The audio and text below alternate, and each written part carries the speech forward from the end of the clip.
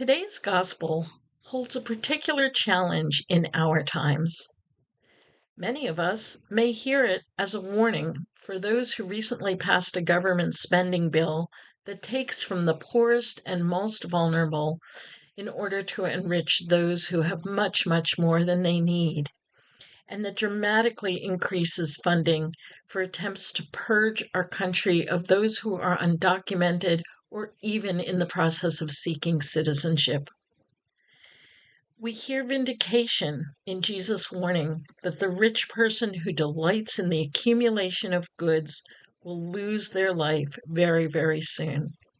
Vanity of vanities, indeed. However, in recent readings of this gospel, I've focused less on the condemnation of the wealthy landowner's greed than by what Jesus says earlier in the passage. In response to a question posed by someone in an inheritance dispute with a sibling, Jesus warns, "Take care to guard against all greed, for though one may be rich, one's life does not consist of possessions." One's life does not consist of possessions. I've come to hear this warning from Jesus as an echo of one of the first divine utterances about humanity.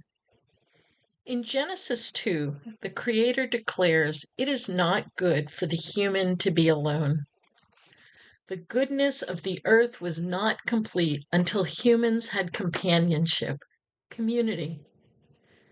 Throughout Jesus' ministry, he continually heals people whose condition meant isolation and calls those on the margins into the heart of community.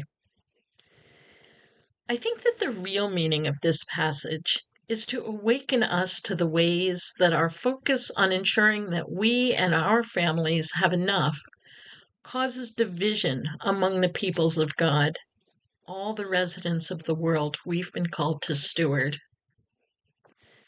How are we to live Jesus' warning that life is not about possessions, but about community in our world and our church in these times? I believe we are called to deep resistance against the normalization of division and the limits being placed on expansive community across our country and in the community of faith.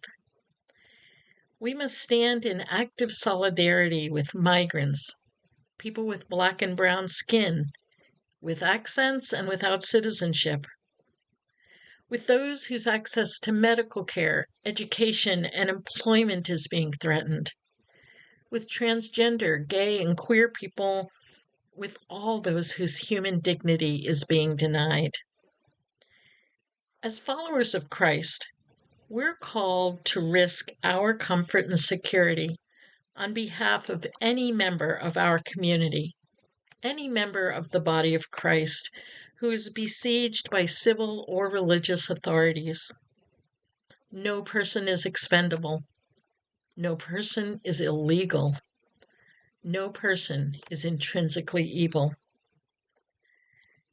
As we continue through times that are anything but ordinary, let us live ever more intentionally into the mandate that our lives consist not of possessions, but of deep, inclusive, and faithful community.